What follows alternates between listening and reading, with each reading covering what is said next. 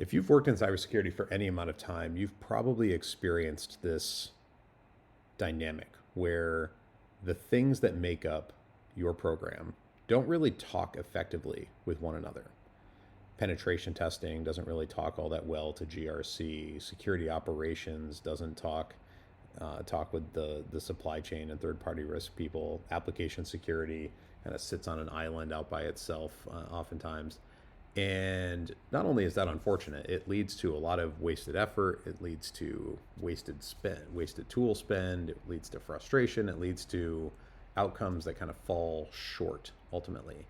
And with the rise of the trust function over the last few years, I see this as being a continued trend where we see this convergence of security, privacy, compliance, risk, supply chain management, AI governance, and responsible AI usage.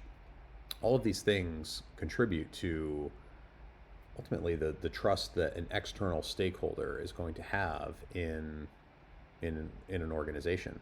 And so, given all of that, we pulled together this tool. You can access it here at trust-map.sidecakesecurity.io and kind of go through it, search around it. What you'll see, and this is the important thing to us, is we wanted to build something that really honored the interconnectedness of a function. So, if you kind of just click through the main primary domains, you're going to get something that resembles more of an org chart. And if you've done any sort of study or worked in big enterprise politics, you know this already, that org charts do not necessarily reflect the optimal way of doing things. They are kind of arbitrary ways of just organizing people and resources. And there's a maxim out there called Conway's Law. Strongly recommend folks Google it, understand it for yourself. But it basically is pushing this idea that what you are building as an organization is a mirror of the org chart that built it. And that is because the communication flows, the data, the tools, all of that are kind of locked within these confines of the org chart.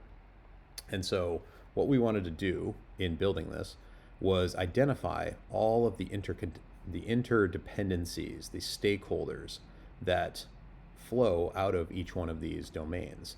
And you'll see some domains are very, very connected, some not so much. They're a little more niche and focused. And I think that really matters, because if you are either working in one of these functions, you're leading one of these functions, or you're leading the entire thing, you need to be able to understand the big picture and how not only data needs to flow, but communication needs to flow throughout all of these functions of a program. So with that, I'm gonna keep this video short and sweet, but check it out. Would love to know what you think. Is it useful? Is it not useful? Do you see areas to improve it even further? Please reach out, engage, and let me know. Hope to talk to you soon about it.